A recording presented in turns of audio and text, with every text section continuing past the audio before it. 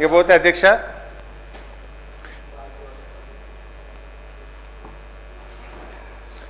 Vote on account బడ్జెట్తో కలిపి ముచ్చటగా 3 బడ్జెట్లు ప్రవేశపెట్టిన గౌరవ ఉప ముఖ్యమంత్రి బట్టి విక్రమార్క గారికి నా అభినందనలు అధ్యక్ష. అదేవిధంగా అధ్యక్ష, భారతదేశంలోనే అత్యధికంగా 14 సార్లు బడ్జెట్ ప్రణాళికలను రూపొందించి రికార్డు సృష్టించిన మన రాష్ట్ర ఆర్థిక శాఖ ప్రత్యేక ప్రధాన కార్యదర్శి కె రామకృష్ణారావు గారికి కూడా నా శుభాకాంక్షలు తెలియజేస్తున్నాను. అధ్యక్ష, బడ్జెట్ ప్రసంగంలో నిజాలను ప్రచారంలో పెట్టాలని బట్టి గారు నీతులైతే బాగానే చెప్పారు అధ్యక్ష. బట్టి గారు ఈ సంవత్సరం ప్రవేశపెట్టిన బడ్జెటు గట్టి బడ్జెటా వట్టి బడ్జెటా అనేది పరిశీలించే ముందు ఒక్కసారి గత సంవత్సరం బట్టి గారు పెట్టినటువంటి బడ్జెట్ను ఒక్కసారి సమీక్షించుకుందాం. Before we go to this year ఒకసారి లాస్ట్ ఇయర్ బట్టి గారు పెట్టినటువంటి బడ్జెటు ఎలా ఉంది దాన్ని సమీక్షించుకొని నేను ఈ సంవత్సరం బడ్జెట్లోకి వస్తాను అధ్యక్ష.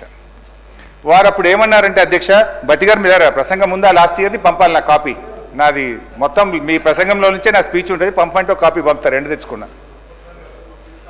అధ్యక్ష, బట్టి గారు గత బడ్జెట్లో పోయినసారి ఇదే సభలో చదివినప్పుడు ఏం చెప్పారంటే అధ్యక్ష, పేజ్ నెంబర్ 6, 10 ఏళ్ల తర్వాత వాస్తవానికి దగ్గరగా ప్రణాళికాబద్ధమైన బడ్జెట్ను తొలిసారిగా మా ప్రభుత్వం శాసనసభలో ప్రవేశపెట్టింది అని అన్నారు అధ్యక్ష. ఇది అబద్ధమా నిజమా ఇప్పుడే తేల్చేద్దాం. గత బడ్జెట్లో 2,91,159 కోట్లని గొప్పగా చెప్పుకున్నారు. ఇది వాస్తవిక అంచనాలు అని చెప్పారు. నేను ఆ రోజే చెప్పాను అధ్యక్ష, ఇది అవాస్తవిక అంచనాలు, ఇది రీచ్ కాదు అని చెప్పి నేను ఆ రోజే ఈ సభలో చెప్పాను అధ్యక్ష. ఇవాళ రివైజ్డ్ ఎస్టిమేట్లో ఏం పెట్టారు అధ్యక్ష, 27,000 కోట్లు తక్కువ చేసి చూపారు.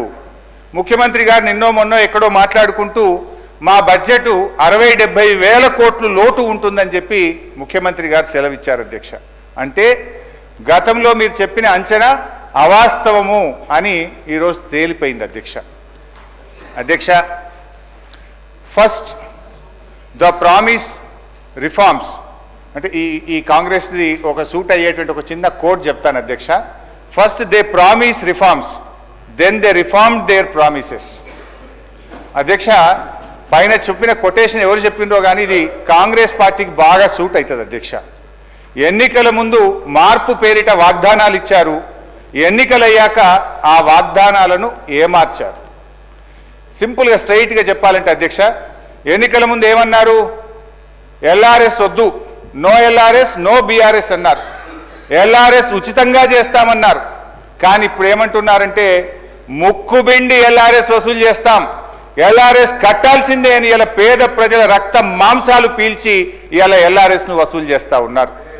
రెండవది అధ్యక్ష, ఆనాడు బట్టి గారు, సీతక్క గారు, ఉత్తమ్ కుమార్ రెడ్డి గారు ఫార్మాసిటీకి మేము భూములు సేకరిస్తూ ఉంటే ఆ రోజు అక్కడ పాదయాత్ర చేసి పచ్చటి భూములు ఎలా తీసి ఆ ఫార్మాసిటీ పేరును అందంగా ఫ్యూచర్ సిటీ అని చెప్పి పెట్టి ఇవాళ తిరిగి భూములు లాక్కుంటున్నారు అధ్యక్ష. ఆనాడు ప్రభుత్వ భూములు అమ్మితే, నిరర్ధకమైన ఆస్తులు అమ్మితే ప్రభుత్వ భూములు ఎట్లా అమ్ముతారు, ఇది పెద్దలిచ్చిన ఆస్తి, రేపు బొందబెట్టడానికి జాగుండదని గంభీరమైన ఉపన్యాసాలు చేశారు. ఇవాళ ఏమంటున్నారు, బరాబర్ భూములు అమ్ముతామంటున్నారు. ఇవాళ 30,000 కోట్ల రూపాయల భూములు అమ్మకానికి పెట్టినారు అధ్యక్ష. అంటే అప్పుడేమో they promised reforms, now they reform there promises. ఈ రకంగా ఉంది అధ్యక్ష. ఇకపోతే అధ్యక్ష,